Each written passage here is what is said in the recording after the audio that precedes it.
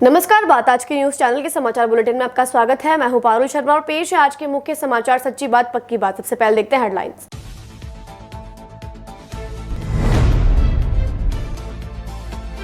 भाजपा के राष्ट्रीय महामंत्री अरुण सिंह आए अजमेर। मोदी जी की सभा के लिए पेराफरी गांवों में हुए किसानों से रूबरू।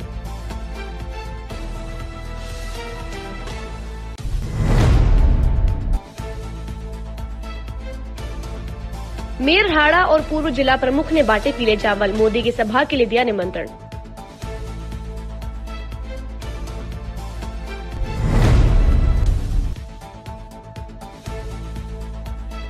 ललिता हत्याकांड में शामिल हत्यारे का खुलासा। चांदी के ब्रेसलेट के लिए कर दी थी हत्या।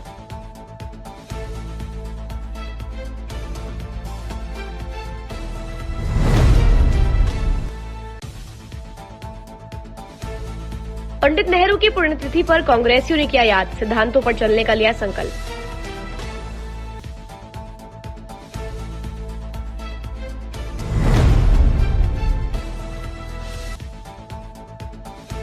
मोदी की यात्राओं में व्यवस्था के लिए जिला प्रशासन के अधिकारियों ने देखी व्यवस्थाएं। गुप्तचर अधिकारियों ने लिया जायजा।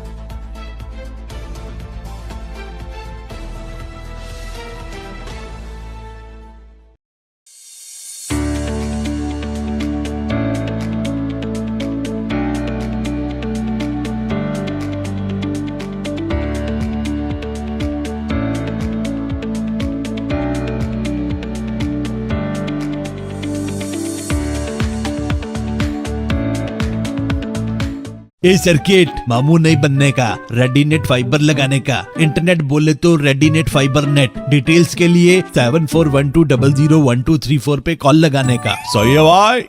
इंटरनेट बोले तो रेडीनेट फाइबर।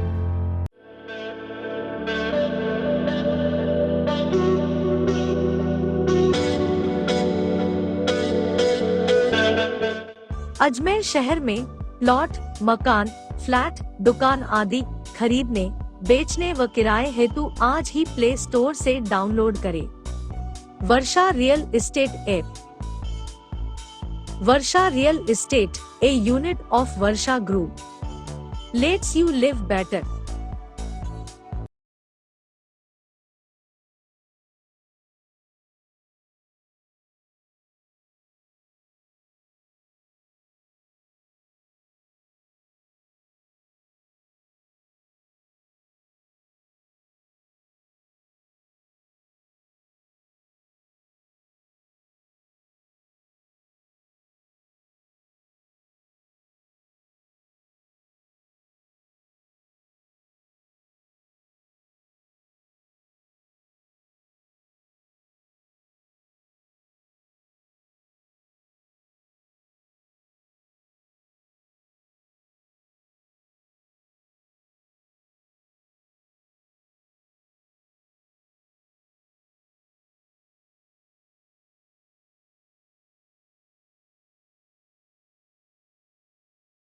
डॉल्फिन वाटर पार्क अब नए रूप में पूरे परिवार के लिए मनोरंजन का स्थान, जहां है kids pool, swimming pool, wave pool, rain dance, slides,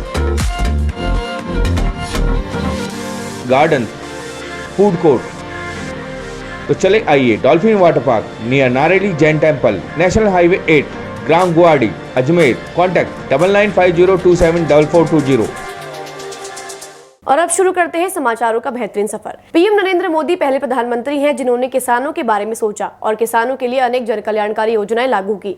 यह कहना था भाजपा के राष्ट्रीय महामंत्री अरुण सिंह का। आज आगामी 31 मई को कार्ड विश्राम स्थली में आयोजित होने वाली पीएम नरेंद्र मोदी की जनसभा को लेकर बूढ़ा पुष्कर सहित आसपास के पेराफरी गाँवों के किसानों से रूबरू होने आए थे। पीएम नरेंद्र मोदी पहले प्रधानमंत्री हैं जिन्होंने किसानों के बारे में सोचा और किसानों के लिए अनेक जन कल्याणकारी योजनाएं लागू की हैं। यह कहना था भाजपा के राष्ट्रीय महामंत्री अरुण सिंह का। आज आगामी 31 मई को कायड़ विश्राम स्थली में आयोजित होने वाली पीएम नरेंद्र मोदी की जनसभा को लेकर बूढ़ा पुष्कर सहित आसपास के पेराफेरी गांवों के किसानों से रूबरू होने आए थे। किसानों को संबोधित करते हुए अरुण सिंह ने कहा कि पीएम मोदी ने ही किसानों और गरीबों के बैंकों में खाते खुलवाए थे और किसान निधि योजना से सीधा किसानों के खातों में मदद भेजने की योजना शुरू की थी। इसलिए ज्यादा से ज्यादा किसान पीएम मोदी की सभा में आए। नेता प्रतिपक्ष राजेंद्र सिंह राठौड़ ने किसानों को संबोधित करते हुए कहा कि पीएम मोदी ने किसानों के लिए आपदा में मदद, खाद्य और यूरिया में सब्सिडी के साथ मजदूरों, गरीबों के लिए अनेक जन कल्याणकारी योजनाएं शुरू की थी। राठौड़ ने बूढ़ा पुष्कर के कायाकल्प में वरिष्ठ भाजपा नेता ओंकार सिंह लखावत की भूमिका की जमकर सराहना करते हुए कहा कि उनके प्रयासों से ही बूढ़ा पुष्कर में घाट बने, फीडर बने, सरोवर का कायाकल्प हुआ, रेल लाइन आई। राठौड़ ने कहा कि हजारों की तादाद में किसान पीएम की सभा में आएंगे। देहात जिला अध्यक्ष देवी शंकर भूतड़ा ने पत्रकारों से बातचीत में कहा कि पीएम मोदी ने जिस तरह से किसानों के लिए कल्याणकारी योजनाएं बनाई हैं, उससे किसान वर्ग बहुत उत्साहित है और जोश के साथ मोदी की सभा में आएंगे। इससे पहले बूढ़ा पुष्कर पहुंचने पर भाजपा के राष्ट्रीय महामंत्री अरुण सिंह, नेता प्रतिपक्ष राजेंद्र सिंह राठौड़ और ओबीसी मोर्चा जिला अध्यक्ष अशोक सिंह रावत, जिला परिषद सदस्य जितेंद्र सिंह नौसल, एडवोकेट महेंद्र सिंह रावत ने माला पहनाकर और तलवार भेंट कर स्वागत किया। पिसांगन प्रधान दिनेश नायक ने अरुण सिंह को तस्वीर भेंट कर माला पहनाकर स्वागत किया। महिला मोर्चा जिला अध्यक्ष मुकेश कंवर सिंह राठौड़ ने अरुण सिंह राठौड़ और सांसद भागीरथ चौधरी, वरिष्ठ भाजपा नेता देहात अध्यक्ष भूतड़ा, ओंकार सिंह लखावत का माला पहनाकर प्रधानमंत्री नरेंद्र मोदी जी 31 मई को अजमेर कायड में आ रहे हैं। कायड पुष्कर विधानसभा क्षेत्र का ही गांव है और वहाँ के जो लाभार्थी है, वो लाभार्थी मोदी जी की योजनाओं से जो लाभ मिला है, उससे बहुत खुश थे। वो आज हमारे राष्ट्रीय महामंत्री जी अरुण सिंह जी और प्रतिपक्ष के नेता आदरणीय राजेंद्र सिंह जी राठौड़ साहब पधारे हैं और ये लाभार्थियों का सीधा उनसे संपर्क था कि ये लाभार्थी मोदी जी की यात्रा के लेकर के बहुत उत्साही है और उसके अंदर ये लाभार्थी सैकड़ों की संख्या में आएंगे। आज उन्होंने अरुण सिंह जी का स्वागत करते हुए ये आसपास के पेरापेरी के क्षेत्र के गांवों ने विश्वास दिलाया है कि कांग्रेस की नीतियों से हम प्रताड़ित हैं, तो मोदी जी की उपलब्धियों से, चाहे वो किसान नीति का मामला हो, चाहे राशन की बात हो, चाहे घर घर बिजली हो, चाहे वो आयुष्मान योजना के अंदर हो और चाहे प्रधानमंत्री में आवास योजना के अंदर हो और चाहे उज्ज्वला योजना, सब लाभार्थी थे और विशेष रूप से किसान निधि से लाभार्थी थे जो 2-2 हजार रुपये महीने पेंशन आती है, वो सीधे रूबरू हुए थे माननीय अरुण सिंह जी से। प्रधानमंत्री के तौर पर नरेंद्र मोदी के 9 वर्ष पूरे होने पर 31 मई को अजमेर में पीएम मोदी की जनसभा होनी है। इस जनसभा को पीएम मोदी स्वयं संबोधित करेंगे। इसके लिए अजमेर स्थित कायड़ विश्राम स्थली पर युद्धस्तर पर तैयारियां हो रही हैं, लेकिन जनसभा की तैयारियों के बीच आंधी बरसात की आशंका भी जताई जा रही है। प्रधानमंत्री के तौर पर नरेंद्र मोदी के 9 वर्ष पूरे होने पर 31 मई को अजमेर में पीएम मोदी की जनसभा होनी है। इस जनसभा को पीएम मोदी स्वयं संबोधित करेंगे। इसके लिए अजमेर स्थित कायड़ विश्राम स्थली पर युद्धस्तर पर तैयारियां हो रही हैं, लेकिन जनसभा की तैयारियों के बीच ही आंधी बरसात की आशंका भी जताई जा रही है। भाजपा की ओर से सभा स्थल कायड़ विश्राम स्थली पर 2 लाख लोगों के बैठने के लिए वाटरप्रूफ पंडाल बनाया जा रहा है, जो कि बरसात आने पर किसी को भीगना न पड़े। इसके साथ ही मजबूत मंच भी बनाया जा रहा है। आंधी और बरसात को लेकर जहां भाजपा नेता चिंतित हैं, वहीं मौसम वैज्ञानिकों का आकलन है कि अजमेर क्षेत्र का मौसम दिन में सामान्य रहेगा। भाजपा के नेता मौसम वैज्ञानिकों लगातार संपर्क में है। असल में पीएम की जनसभा के लिए अजमेर और उसके आसपास के 45 विधानसभा क्षेत्रों से भाजपा कार्यकर्ता और आम लोगों को आमंत्रित किया जा रहा है। भाजपा की परंपरा के अनुसार इन क्षेत्रों में पीले चावल भी बांटे जा रहे हैं, ताकि अधिक से अधिक लोग पीएम मोदी का संबोधन सुन सके। 27 मई को भी भाजपा के राष्ट्रीय महासचिव और प्रदेश प्रभारी अरुण सिंह ने अजमेर आकर अब तक की तैयारियों का जायजा लिया। अरुण सिंह के साथ भाजपा के प्रदेश अध्यक्ष सीपी जोशी, भाजपा विधायक दल के नेता राजेंद्र राठौड़, विधायक वासुदेव देवनानी, अनिता बघेल, मेयर ब्रजलता हाड़ा, डिप्टी मेयर नीरज जैन, देहात अध्यक्ष देवी शंकर भूतड़ा, शहर अध्यक्ष रमेश सोनी आदि रहे। 31 मई को देश के यशस्वी प्रधानमंत्री आदरणीय नरेंद्र मोदी जी अजमेर आ रहे हैं और राजस्थान में पूरा उत्साह है। सरकार के 9 वर्ष पूरे हो रहे हैं। हमारे प्रधानमंत्री मोदी जी के नेतृत्व में जिस प्रकार से गरीबों का कल्याण हुआ है, किसानों के लिए कार्य हुए हैं, शोषित वंचितों के लिए कार्य हुए हैं और देश का जो मान सम्मान बढ़ाने का उन्होंने काम किया है और हमारे सांस्कृतिक मूल्य, सांस्कृतिक धरोहर को भी प्रतिस्थापित करने का काम किया है। पूरे राजस्थान में उत्साह है, उमंग है। पूरे देश में के लोगों को आज गौरव होता है कि देश के प्रधानमंत्री माननीय नरेंद्र मोदी जी हैं। 9 वर्षों के अंदर पूरा देश की तस्वीर ही बदल दिया उन्होंने। इसलिए आज सभी लोग, पूरे देश के लोग आज मोदी जी के साथ खड़े हैं। और इस संभाग की अब तक सबसे बड़ी सभा देश के यशस्वी प्रधानमंत्री नरेंद्र मोदी जी की होने वाली है। हमने 42 विधानसभा क्षेत्र में पीले चावल भेजे हैं। अकेले अजमेर जिले शहर और ग्रामीण से 1 लाख से ज्यादा लोग यहाँ आएंगे। अब तक का सबसे बड़ा टेंट और डोम यहाँ बनेगा। लोगों में अपार उत्साह है। संसाधन हमारे पास कम पड़ते जा रहे हैं पर लोगों के आने का क्रम जारी रहेगा और मैं समझता हूँ कि इस सभा के बाद डबल इंजन की सरकार राजस्थान में आए, इसकी बुनियाद रखी जाएगी। का सौभाग्य है कि हमारे राष्ट्र नायक माननीय नरेंद्र मोदी जी ऐतिहासिक 9 वर्ष पूरा होने पर पहली सभा राजस्थान को मिली है। ये पूरे राजस्थान के लिए गर्व है, जिन्होंने एक ऐतिहासिक कार्यकाल में अनेक सौगातें राजस्थान को दी है। चाहे सड़क हो, चाहे रेल हो, चाहे ग्रामीण विकास हो, चाहे शहरी विकास हो, चाहे शिक्षा और स्वास्थ्य को लेकर जो काम हुए हैं, निश्चित रूप से हर व्यक्ति के मन में उत्साह है कि ऐसे जननायक हमारे बीच में आ रहे हैं जिन्होंने गरीब की ढाणी में पहली बार कोई गैस का कनेक्शन मिला है, किसी को आवास मिला है, किसी को शौचालय मिला है, किसी को जनधन का खाता मिला है, करोड़ों लोगों को अन्न धन योजना में गेहूं मिला है। तो देश प्रदेश की जनता के मन में ये भी विश्वास है कि चाहे धारा 370 हो, चाहे राम मंदिर का हमारा सपना पूरा करने का काम जिस व्यक्ति ने किया है, जिस व्यक्ति ने दुनिया में भारत का वैभव बढ़ाया, ऐसे हमारे नायक आदरणीय नरेंद्र मोदी जी 21 तारीख को आ रहे हैं। कार्यकर्ताओं के साथ राजस्थान की जनता में भी उत्साह है कि ऐसे व्यक्तित्व का जो पहली सभा 9 वर्ष का कार्यकाल होने पर राजस्थान की इस वीर धरा पर कर रहे हैं, जगत पिता ब्रह्मा जी की इस पावन भूमि पर, तो सब लोगों में उत्साह का वातावरण। देश के यशस्वी प्रधानमंत्री नरेंद्र मोदी के अजमेर आगमन को लेकर नगर निगम मेयर ब्रजता हाड़ा और पूर्व जिला प्रमुख वंदना नोगिया ने बाजारों में जाकर व्यापारियों को पीले चावल में भाजपा का दुपट्टा पहनाकर अधिक से अधिक संख्या में आने का आमजन को न्योता दिया। देश के यशस्वी प्रधानमंत्री नरेंद्र मोदी के अजमेर आगमन को लेकर नगर निगम मेयर ब्रजता हाड़ा और पूर्व जिला प्रमुख वंदना नोगिया ने बाजारों में जाकर व्यापारियों को पीले चावल में भाजपा का दुपट्टा पहनाकर अधिक से अधिक संख्या में आने का आमजन को न्योता दिया। मेयर ब्रजता हाड़ा और वंदना नोगिया ने केंद्र सरकार की जन कल्याणकारी योजनाओं के लिए युवाओं को अवगत कराया और युवाओं को आश्वस्त किया कि आने वाला समय भाजपा का है और भाजपा ही युवाओं की हितैषी है। आज विश्व के अंदर भारत देश का डंका बज रहा है। विदेशों की धरती पर आज जिस तरीके से भारत देश को मान सम्मान मिलता है, हमारे प्रधानमंत्री के स्वागत अभिनंदन के लिए जिस तरीके से तैयारियां होती है, भारत माता का जयकारा होता है, हमें गर्व होता है। दूसरे देशों को भी विश्वास है कि आने वाला समय भारत ही एक सुरक्षित देश है। और वहीं दूसरी तरफ भ्रष्टाचारी कांग्रेस सरकार ने युवाओं के साथ धोखा किया है। 31 मई को हमारे आदरणीय प्रधानमंत्री नरेंद्र मोदी जी का अजमेर आगमन है, तो उनकी सभा है यहाँ 2 बजे कायड़ विश्राम स्थली में।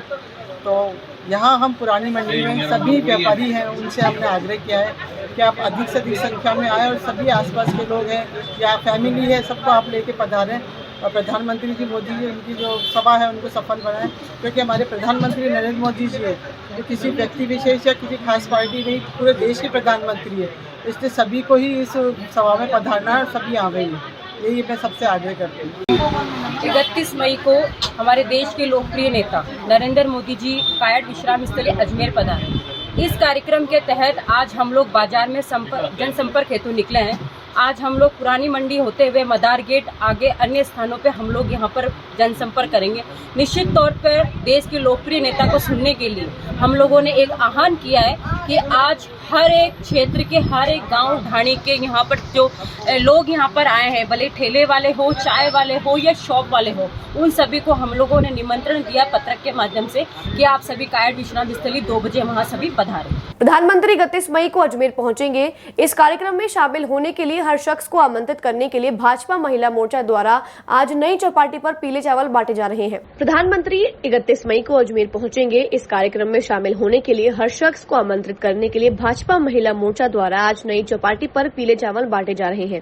पूर्व मंत्री और विधायक वासुदेव देवनानी और भाजपा महिला मोर्चा के अध्यक्ष भारती श्रीवास्तव ने इसी क्रम में पैदल घूम रहे सैकड़ों लोगों को जनसभा में आमंत्रित करने के लिए पीले चावल बांटे। इस दौरान साथ ही महिला मोर्चे के जिलाध्यक्ष और जिला महामंत्री भी साथ में में उपस्थित रहे। वासुदेव देवनानी ने इस दौरान बताया कि लोगों में प्रधानमंत्री के अजमेर दौरे को लेकर काफी उत्साह है, साथ ही उन्हें देखने के लिए लोगों में एक ललक दिखाई दे रही है। राजस्थान में उनका कार्यक्रम में शामिल होना प्रदेश की जनता में नया उत्साह भरेगी, वहीं लोगों का विश्वास पार्टी में और गहरा होगा।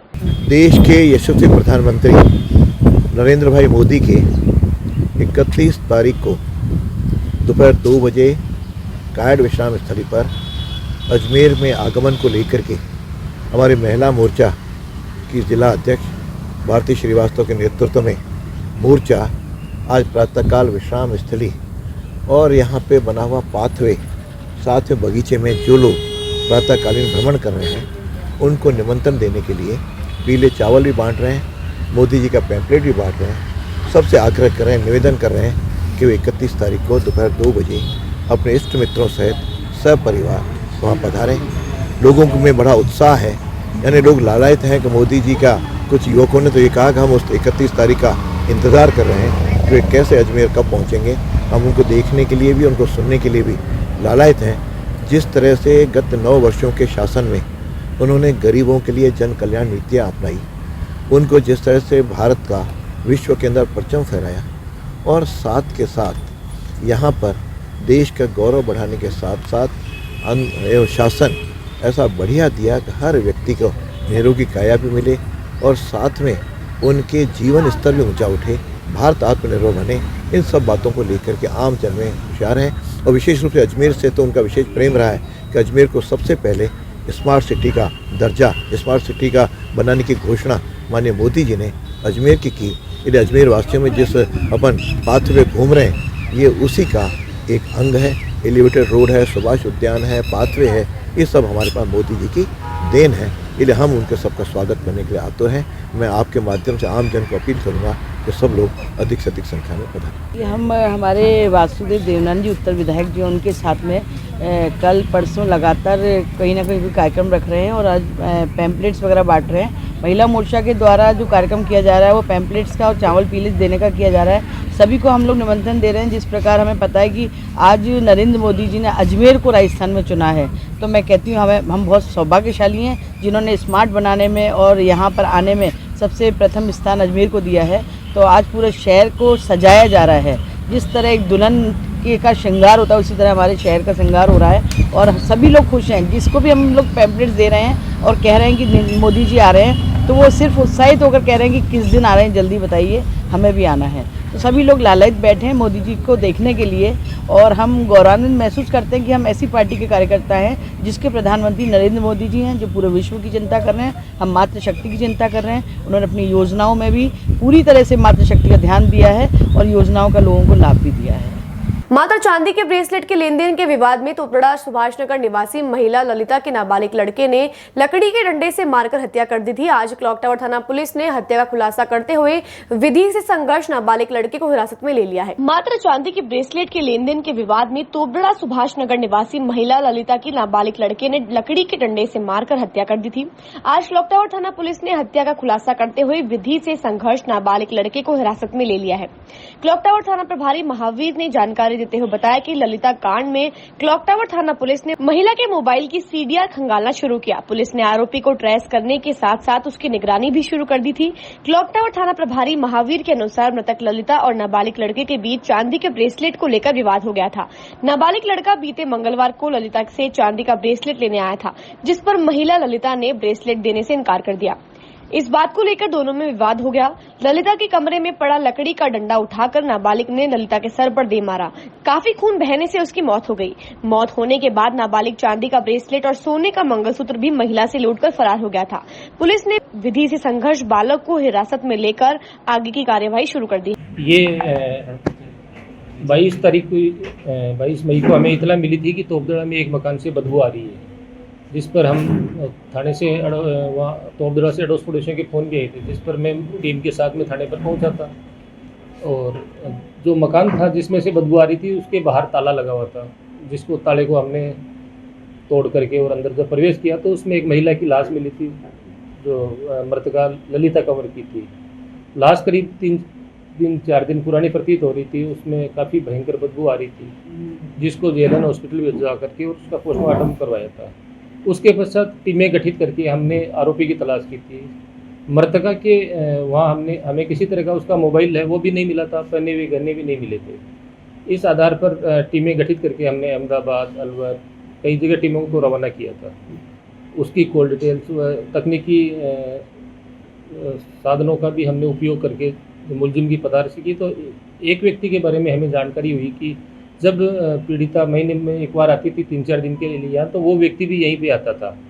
उसके बारे में हमने जानकारी की, अड़ोस पड़ोसियों से पूछताछ की, तो वो एक विधि से संघर्षरत बालक निकला, जिसको आज हमने कल डिटेन किया है। उससे उसका पीड़िता का मोबाइल भी बरामद हो गया और उसका जो मंगलसूत्र वो लेके गया था वो भी हमने बरामद कर लिया है।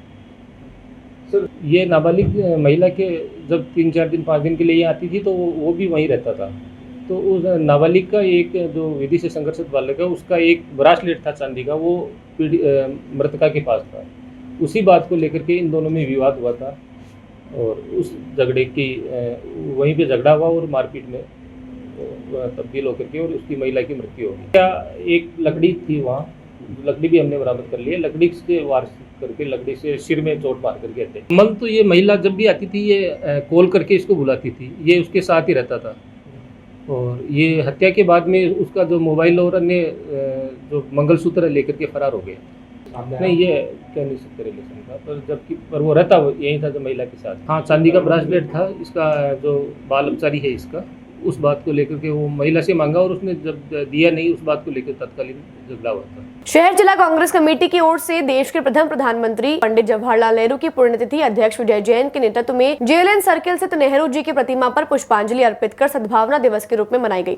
शहर जिला कांग्रेस कमेटी की ओर से देश के प्रथम प्रधानमंत्री पंडित जवाहरलाल नेहरू की पुण्यतिथि अध्यक्ष विजय जैन के नेतृत्व में जेएलएन सर्किल स्थित नेहरू जी की प्रतिमा पर पुष्पांजलि अर्पित कर सद्भावना दिवस के रूप में मनाई गई। कांग्रेस जनों ने पंडित नेहरू की प्रतिमा पर माल्यार्पण कर नमन किया।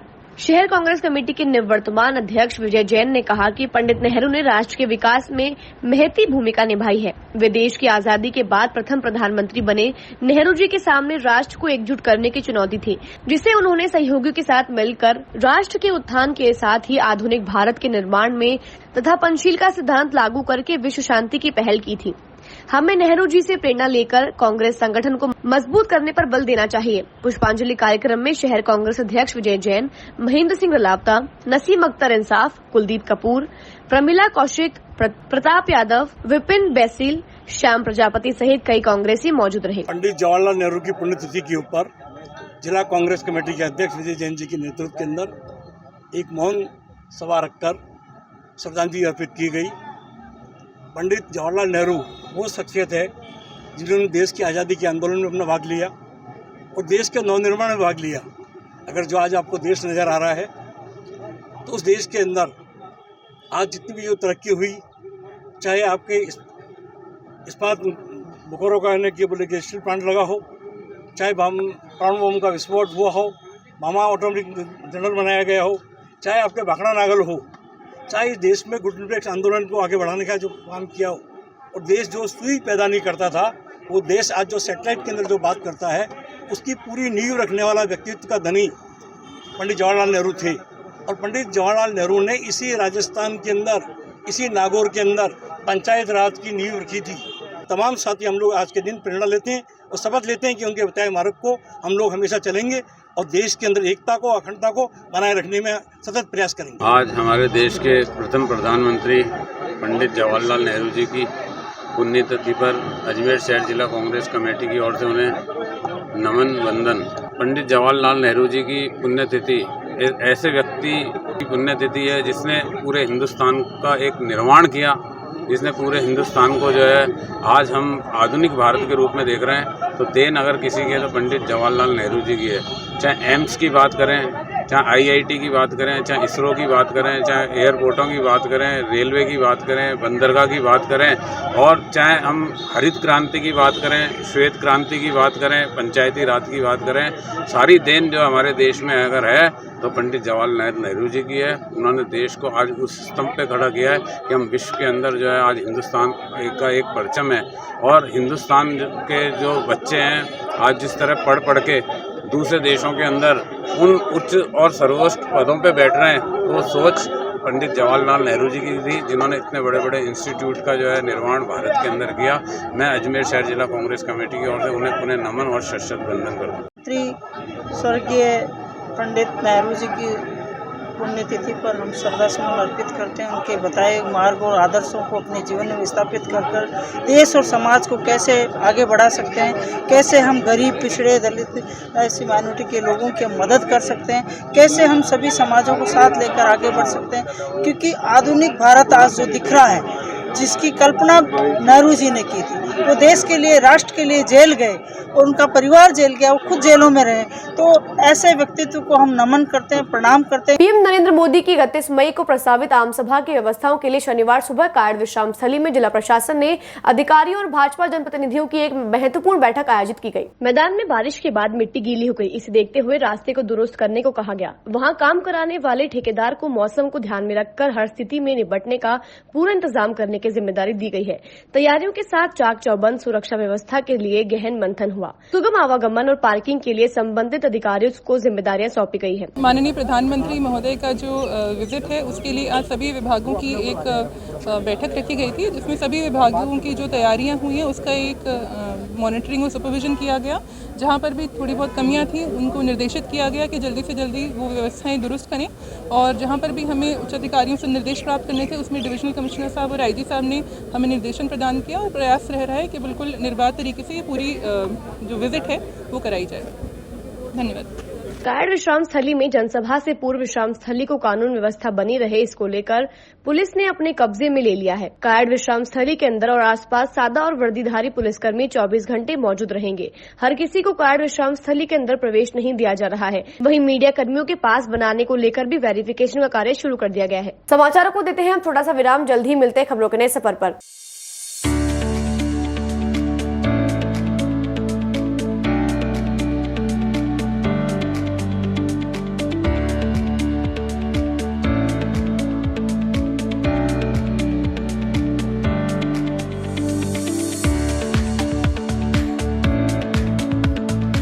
ए सर्किट मामू नहीं बनने का, रेडीनेट फाइबर लगाने का। इंटरनेट बोले तो रेडीनेट फाइबर नेट। डिटेल्स के लिए 7412001234 पे कॉल लगाने का। सही है भाई।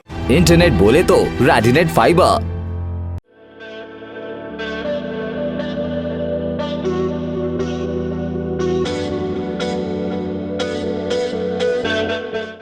अजमेर शहर में प्लॉट, मकान, फ्लैट, दुकान आदि खरीदने, बेचने व किराए हेतु आज ही प्ले स्टोर से डाउनलोड करें Varsha real estate app. Varsha real estate, a unit of Varsha group, lets you live better.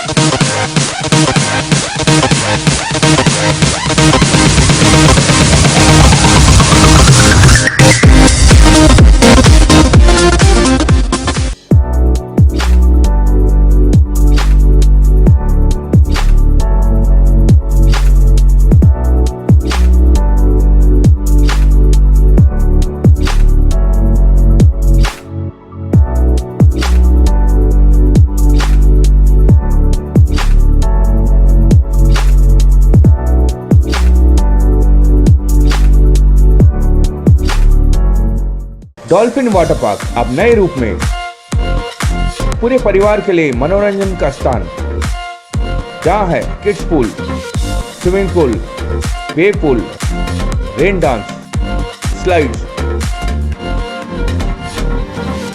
Garden, food court. तो चले आइए dolphin water park near Nareli Jain temple, national highway 8, ग्राम गुवाड़ी, अजमेर। कॉन्टैक्ट 9950274420। एक बार फिर आपका स्वागत है। आई चलते खबरों के नए सफर पर। नसीराबाद के निकटवर्ती ग्राम ककलाना में एक युवक ने तालाब की रपट के पास पेड़ पर फंदे से लटके युवक का शव मिलने से क्षेत्र में सनसनी फैल गई। नसीराबाद के निकटवर्ती ग्राम ककलाना में एक युवक ने तालाब की रपट के पास पेड़ पर फंदे से लटका युवक का शव मिलने से क्षेत्र में सनसनी फैल गई। जब ग्रामीण तालाब किनारे जानवरों को पानी पिलाने आए तब ग्रामीणों ने तालाब की रपट पर उगे पेड़ पर युवक का शव लटका दिखाई दिया, जिसकी सूचना ग्रामीणों ने नसीराबाद सदर थाना पुलिस को दी, जहां पुलिस ने मौके पर पहुंचकर युवक के शव को फंदे से नीचे उतारकर पोस्टमार्टम के लिए नसीराबाद राजकीय सामान्य चिकित्सालय की मोर्चरी में भिजवा दिया है। राज्य स्तरीय हॉकी प्रतियोगिता की अजमेर टीम के लिए चयन हेतु अजमेर राजकीय जवाहर उच्च माध्यमिक विद्यालय अजमेर में हॉकी एसोसिएशन के सचिव देवेंद्र सिंह शेखावत के नेतृत्व में खिलाड़ियों का ट्रायल लिया जा रहा है। राज्य स्तरीय हॉकी प्रतियोगिता की अजमेर टीम के लिए चयन हेतु आज राजकीय जवाहर उच्च माध्यमिक विद्यालय अजमेर में हॉकी एसोसिएशन के सचिव देवेंद्र सिंह शेखावत के नेतृत्व में खिलाड़ियों का ट्रायल किया जा रहा है। अजमेर हॉकी टीम के लिए जिले के 60 खिलाड़ियों द्वारा भाग लिया गया, जिसमें केकड़ी, कानपुरा, सरवाड़ अजमेर शहर की सर्वश्रेष्ठ खिलाड़ी हैं। अजमेर टीम के लिए 18 खिलाड़ियों का चयन आगामी राज्य स्तरीय हॉकी प्रतियोगिता के लिए किया जाएगा। इस ट्रायल का संचालन राजकीय जवाहर विद्यालय अजमेर के खेल प्रभारी बलराज सिंह चौहान सहित जिला खेल परिषद अजमेर के नूर, मेयो कॉलेज के हॉकी कोच आकाश जैन द्वारा किया जा रहा है। मैं आपको बता दूं, ये हॉकी राजस्थान द्वारा आयोजित राज्य स्तरीय टूर्नामेंट जो कि सीनियर स्टेट्स कहलाता है हमारा, उसमें अजमेर जिले की पूरी अजमेर जिले की टीम बनकर जाएगी, जिसमें सिलेक्शन के लिए हमारे पास पूरे अजमेर से 60 प्रतिभागी आए हैं, जिनमें केकड़ी, राउमावी, कानपुरा और सरवाड़ और गवर्नमेंट कॉलेज अजमेर और डीएवी कॉलेज अजमेर और इसके साथ में जो राजकीय जवाहर स्कूल है इसके भी कुछ बच्चे हैं।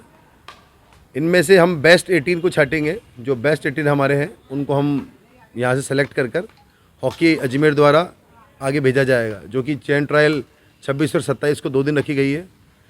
और इसके पश्चात अभी हम 1 तारीख को ये टीम बाड़मेर के लिए रवाना होगी, जो कि जूली गांव में आयोजित होने वाला है बाड़मेर जिले में। हॉकी का टूर्नामेंट है सर, ये सीनियर लेवल का होता है, इसमें बॉयज़ का टूर्नामेंट है, ये सीनियर स्टेट। रामगंज थाने के सामने पिछले 1 साल से नाले के रुके काम की वजह से आज एक सफेदे का पेड़ और दिशा सूचक गेट नीचे गिर गया। गनीमत यह रही कि इससे किसी को चोट नहीं आई, हालांकि अफरा तफरी का माहौल जरूर हो गया था। रामगंज थाने के सामने पिछले 1 साल से नाले के रुके काम की वजह से आज एक सफेदे का पेड़ और दिशा सूचक गेट नीचे गिर गया।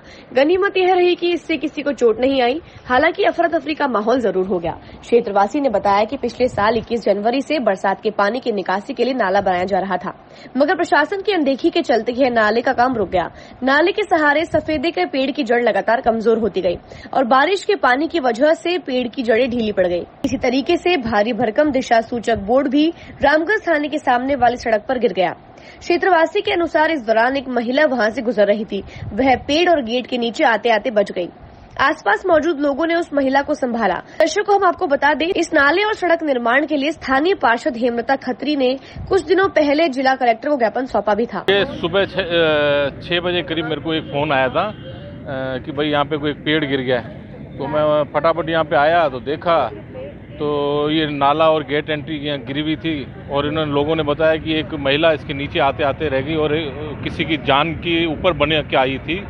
अगर ये टाइम से ये काम हो जाता तो ये नवंबर में हो जाने वाला था पूरा, लेकिन ये पहले हो जाता तो ये न तो ये हरा भरा पेड़ जिसके लिए हम लाखों रुपए लगाकर भी इसको नहीं लगा सकते ऐसे पेड़ को, और जो स्वास्थ्य के लिए भी बहुत ज़रूरी है, लेकिन इनकी थोड़ी सी लापरवाही के कारण इतना बड़ा हरा भरा पेड़, वर्षों पुराना पेड़ आज गिर गया और इसके नीचे भी हादसा होते रह गया था। कितनी भारी एंट्री लगी हुई थी और ये देखो कितने पुरानी गेट एंट्री लगी हुई थी। अगर ये लाखों रुपए का इससे भी नुकसान, राजस्व की भी हानि हुई है। गवर्नमेंट को चाहिए कि ऐसे सभी के ऊपर एक्शन लेवें। और ये आप देखेंगे रोड का भी हमने काफ़ी टाइम से ये दिया था कि टेंडर हुआ है 2 करोड़ 30 लाख रुपए का, लेकिन अब जाके हम प्रशासन को जाके हमने नोटिस दिया, तब जाके वो अब कमांड की केबल का भी काम चालू हुआ, वो भी धीरे धीरे गति से हो रहा है। हम चाहते हैं कि प्रशासन इन सभी कामों पर नज़र रखे और जल्दी से जल्दी इन कामों को पूरा करावे।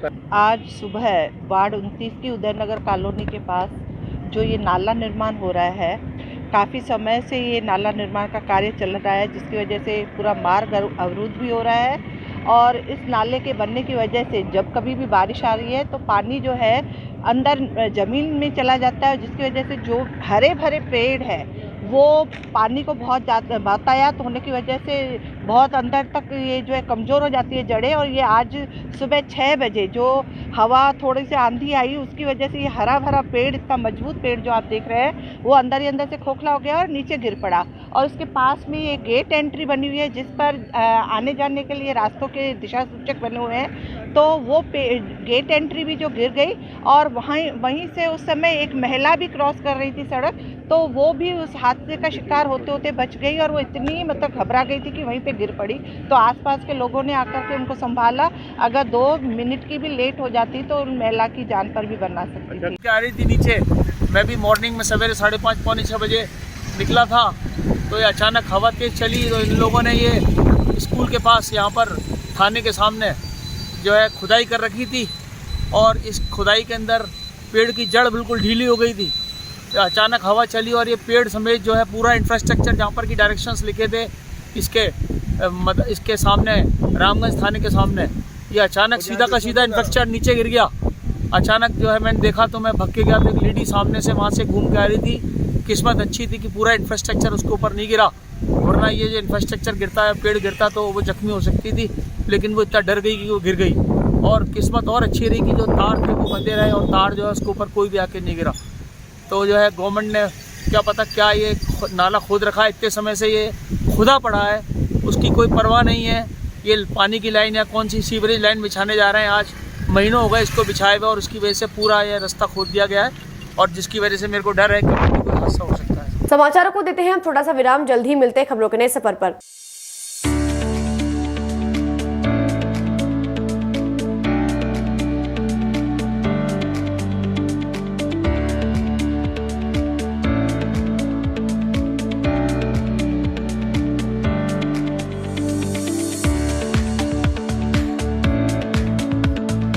ये सर्किट मामूल नहीं बनने का, रेडीनेट फाइबर लगाने का। इंटरनेट बोले तो रेडीनेट फाइबर नेट। डिटेल्स के लिए 7412001234 पे कॉल लगाने का। सही है भाई। इंटरनेट बोले तो रेडीनेट फाइबर।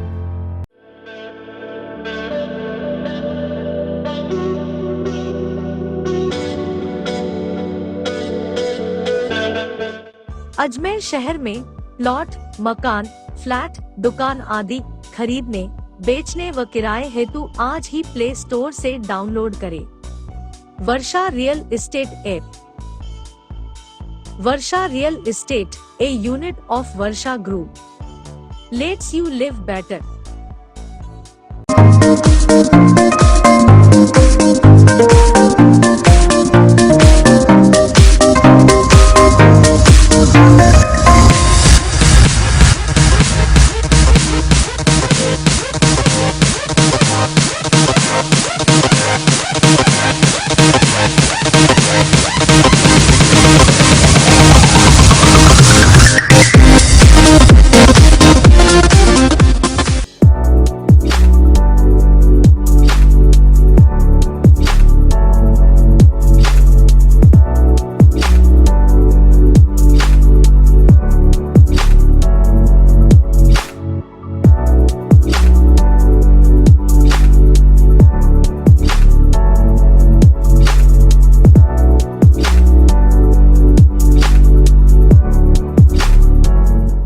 डॉल्फिन वाटर पार्क अब नए रूप में पूरे परिवार के लिए मनोरंजन का स्थान, जहां है kids pool, swimming pool, wave pool, rain dance, slides,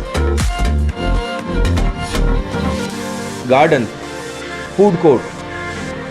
तो चले आइए dolphin water park near Nareli Jain temple, national highway 8, ग्राम गुवाहाटी, अजमेर। कॉन्टैक्ट 9950274420।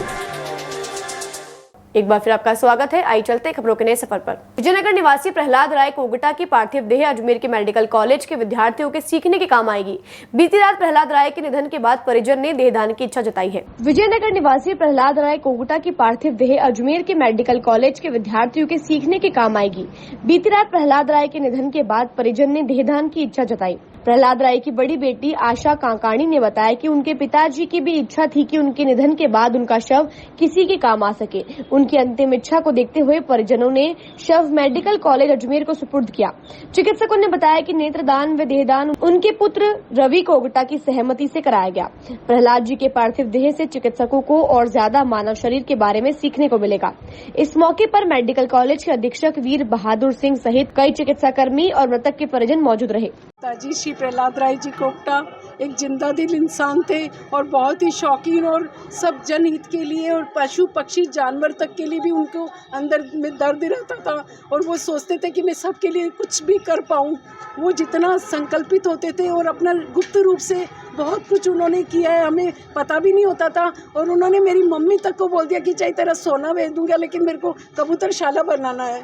तो हमारा यही हम संतान का ये फर्ज है कि उनकी स्मृति के अंदर हम कबूतरशाला बनाएं, प्रहलाद राय कोगटा की स्मृति के अंदर, जो उनके अंदर जग में उनका नाम अमर रहेगा। मैम आज क्या किया आप लोगों ने? आज हमने उनकी देहदान किया। वो बस यही बोलते थे कि मेरे शरीर का क्या करना, ये 12 दिन के प्रपंच और ये सब कुछ मेरे को पसंद नहीं है। और वो दुनियादारी की लीक से हट करके वैसे भी उनकी चीज़ें और परिपाटी बिल्कुल अलग, जीवन शैली उनकी अलग तरीके से थी। तो उन्होंने अपने आप को संकल्प करा कि मेरा शरीर काम आए, मैं जीते जी शायद कुछ कर ना पाया जो उनकी मन में इच्छा थी, लेकिन मरते मरते तो अपना देह तो कम से कम जनहित में काम आए। वार्ड नंबर 41 की कृष्णा कॉलोनी में स्वच्छता अभियान में सौंदर्यीकरण स्थानीय पार्षद नीतू मिश्रा के सहयोग द्वारा व क्षेत्रवासियों के सहयोग द्वारा किया गया। वार्ड नंबर 41 की कृष्णा कॉलोनी में स्वच्छता अभियान व सौंदर्यीकरण स्थानीय पार्षद नीतू मिश्रा व क्षेत्रवासियों के सहयोग द्वारा किया गया, जिसके अवलोकन में जानकारी प्राप्त करने आज भारतीय जनता पार्टी के राष्ट्रीय सचिव अरुण जी के साथ अन्य पदाधिकारी साय को कृष्णा कॉलोनी पहुंचेंगे, जिसको लेकर वार्ड 41 से रंजन शर्मा, एडवोकेट व वार्ड क्षेत्र के कार्यकर्ता व क्षेत्रवासियों द्वारा जमकर उत्साह देखने को मिल रहा है तथा सौंदर्यीकरण लगातार जारी है। माननीय प्रधानमंत्री श्री नरेंद्र दामोदर दास मोदी की योजना में एक स्वर्णिम योजना भी शामिल थी, स्वच्छ भारत मिशन। उस स्वच्छ भारत मिशन के तहत आज इस कॉलोनी में क्षेत्रवासियों के सहयोग से और क्षेत्रीय पार्षद श्रीमती नीतू जी मिश्रा के सहयोग से इस पूरी कॉलोनी का एक तरह से पूरी स्वच्छता और सौंदर्यीकरण किया गया है। इसमें समस्त क्षेत्रवासी भी शामिल है, पार्षद महोदय स्वयं शामिल है। इस कार्यक्रम को जानकारी लेने के लिए हमारे राष्ट्रीय महासचिव श्री अरुण सिंह जी आज शाम को 7 बजे कृष्णा कॉलोनी के अंतर्गत पधारेंगे।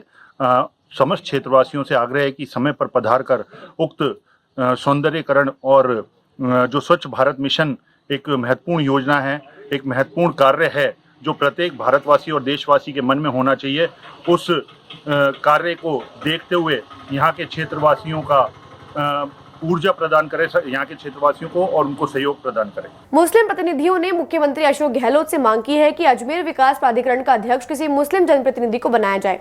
उन्होंने कहा कि कांग्रेस मुसलमानों की वोट तो हासिल कर लेती है लेकिन मुसलमानों को सम्मान नहीं देती है। मुस्लिम प्रतिनिधियों ने मुख्यमंत्री अशोक गहलोत से मांग की है कि अजमेर विकास प्राधिकरण का अध्यक्ष किसी मुस्लिम प्रतिनिधि को बनाया जाए। उन्होंने कहा कि कांग्रेस मुसलमानों की वोट तो हासिल कर लेती है लेकिन मुसलमानों को सम्मान नहीं देती। मुस्लिम प्रतिनिधियों ने यह भी आरोप लगाया है कि भाजपा और कांग्रेस दोनों ही दलों में बाहर से आए नेताओं को प्राथमिकता दी जाती है, जबकि वर्षों से राजनीति में सक्रिय स्थानीय लोगों की उपेक्षा की जाती है।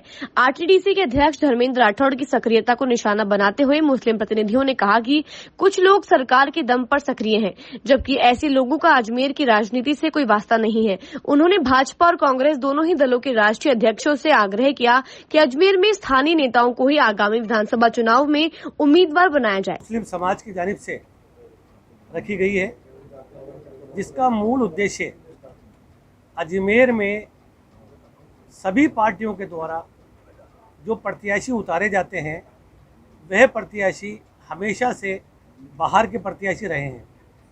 इस कारण से हमारा जो विकास है वो बाधित हो रहा है, क्योंकि अजमेर के स्थानीय व्यक्तियों की पहुंच बाहरी व्यक्ति बाहरी प्रत्याशी से नहीं होती है और उसकी पहुंच तक पहुंचने के लिए हमें किसी बिचौलिए का सहारा लेना पड़ता है।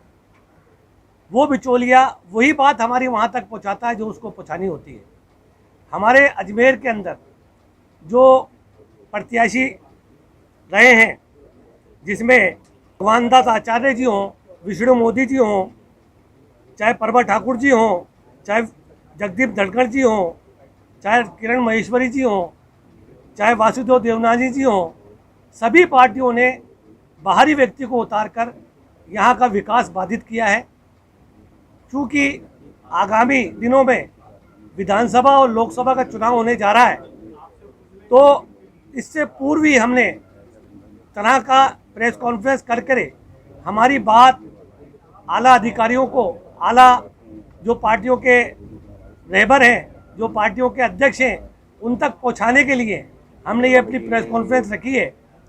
अजमेर के विकास में जब बीसलपुर योजना लाई गई थी तो वो सिर्फ और सिर्फ अजमेर के लिए लाई गई थी, जबकि उसके बाद में इस पानी को अजमेर से ज़्यादा जयपुर को दिया जा रहा है। यहाँ पर 72 और 36 घंटे में पानी दिया जा रहा है, जिसकी आवाज़ हमारे लोग, हमारे नुमाइंदे, हमारी जनता अजमेर की ऊपर तक नहीं पहुँचा पा रही है। किसी व्यक्ति विशेष के बारे में बात नहीं कर रहे हैं यहाँ पे कि धर्मेंद्र जी गहलोत करें या कोई भी करें। हम बात ये कर रहे हैं कि स्थानीय व्यक्ति कोई भी हो, हमें किसी का कोई पक्ष नहीं लेना है, हमें किसी का विरोध नहीं करना है। हम सिर्फ ये चाहते हैं कि कोई भी स्थानीय व्यक्ति, चाहे किसी भी पार्टी का हो, हम किसी पर्टिकुलर किसी पार्टी के लिए नहीं बात कर रहे हैं, चाहे बीजेपी हो, चाहे EMIM हो, चाहे कांग्रेस हो, चाहे जो भी पार्टी हो, वो स्थानीय व्यक्ति को उसके लिए आगे की रणनीति समाज के लोगों और समाज के लोगों में जुड़ करके आगे की रणनीति बना करके फिर जैसा भी निर्णय समाज के लोगों का होगा वो उस पर। ख्वाजा मोइनुद्दीन हसन चिश्ती की महाना छठी पर शनिवार को जायरीन की भीड़ उमड़ी।